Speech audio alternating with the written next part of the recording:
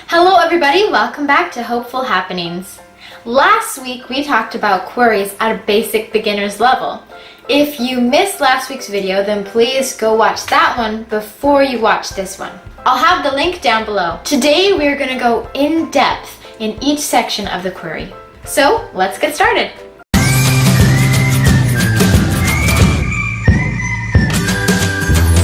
Alright, so I'm going to start with the first section, which is personalization. Obviously, like I talked about in my last video, you do not want to use a dear agent or a dear whomever it may concern. You definitely want to talk to the agent with their real name, but you want to be professional at the same time. So let's say it's Mr. Smith. So I'll say, Dear Mr. Smith. Now make sure you spell it correctly, because who knows, maybe Smith is spelled with a Y instead of an I. If you haven't spelled it correctly, that's not gonna look very good. The next line down is where you have the option of taking personalization to the next level. Agents have different requirements for what they would like to see in their queries, so make sure that you do specific research on each individual agent that you submit to, so that you know exactly what they want and you give it to them. You can find this on their websites. Pretty well every agency should have a website, and also some agents will post on their Twitter as well what they have for requirements in submission.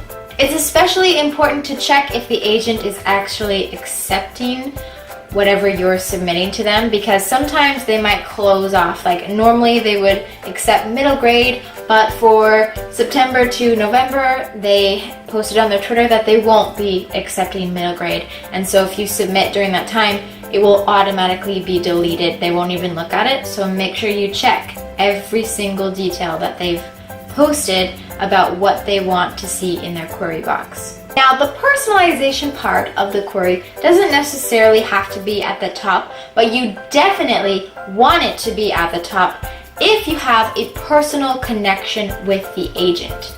By personal connection, I mean you met them at a writer's conference and they said they wanted you to submit your material. Or one of the clients of the agent recommended you to this agent, or another editor or another agent recommended you.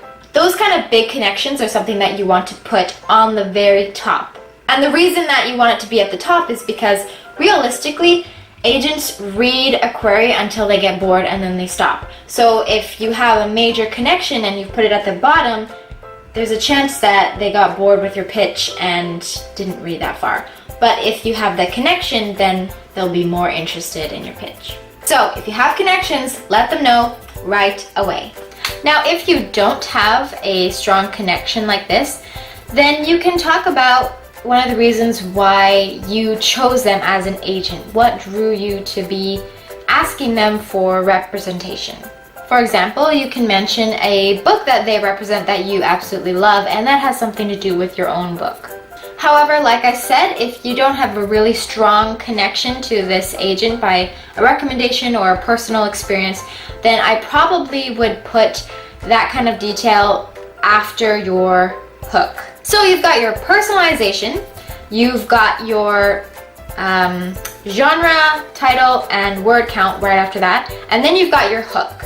The hook is a sales pitch, very much similar to the back of a book, what you would read on the back of a book. I can't really tell you how to write the hook because that's something that's going to be different for every single book, but you do definitely want to mention the protagonist.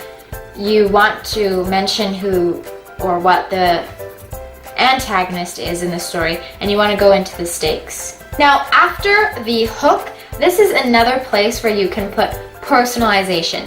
So, as I mentioned before, if you don't have that legit connection to the agent, then I would probably put the personalization after the hook.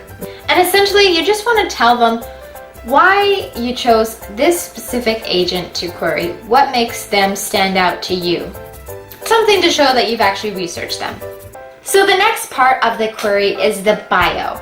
And for fiction writers, especially unpublished writers, you do not have to put a bio unless you feel like it would greatly help your chances. I guess the key to knowing what to put in your bio, if that's what you've chosen to do, is asking yourself with every single detail, what purpose does this detail serve? If you can't confidently give an answer to what the details serve, then you probably just want to leave it out. For nonfiction, it is essential that you have a strong bio, a strong platform. You're essentially telling the agent what your platform is at this time. An example of some strong details that you would want to mention is nonfiction or fiction writing credits, self-published books, your profession, if it has to do with writing, or if you are writing a nonfiction book about, let's say, welding, then are you a welder? How do you know what gives you the credentials to write about this subject? Special research. Obviously, every single writer does research for their books, even fiction writers. But if you've done something like extraordinary in regards to research, like you've written a master's paper on this subject, you've studied it for years, that can be something that you can mention, and also any major awards and competitions. Honestly though, my personal opinion would be that if you have a self-published book, you should not mention it unless you've sold you've got to sell a ton of copies for it to be valuable, because you don't need any credentials to self-publish a book, so you really would have to sell like 1 million copies to mention it. However, if you've published a book traditionally, I think you might have a way better chance, and you definitely want to put that on, especially if it's in like a major publishing house that the agent would be familiar with. I don't know, it's hard to say what to put into your bio because different agents prefer different things. Some people might be fine with you saying that you won this award for whatever. Some other ones might not even look at that at all, because some agents look and base their decision solely off of the hook. And then there's of course the agents that don't even read the query first. They read the first chapter, and then if they like that, then they'll look at your query. So everybody's different, every book is different. You just have to go with your gut, do a lot of research beforehand, and then figure out what you feel needs to be in there. After your bio, you want to thank the agent for their time, any last closing remark, that should be very small, and then sign with your name.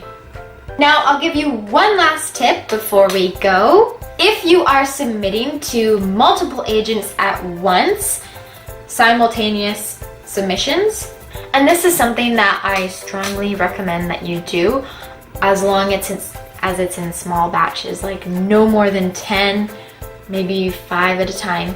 You do not have to tell the agent that you are submitting to multiple agents at once. They kind of assume that you are. There you go, guys. I hope that helps you out. If you have any more query tips, please comment below and share with me and with everybody else who's watching. Thank you so much for watching. I'll see you next week. Bye!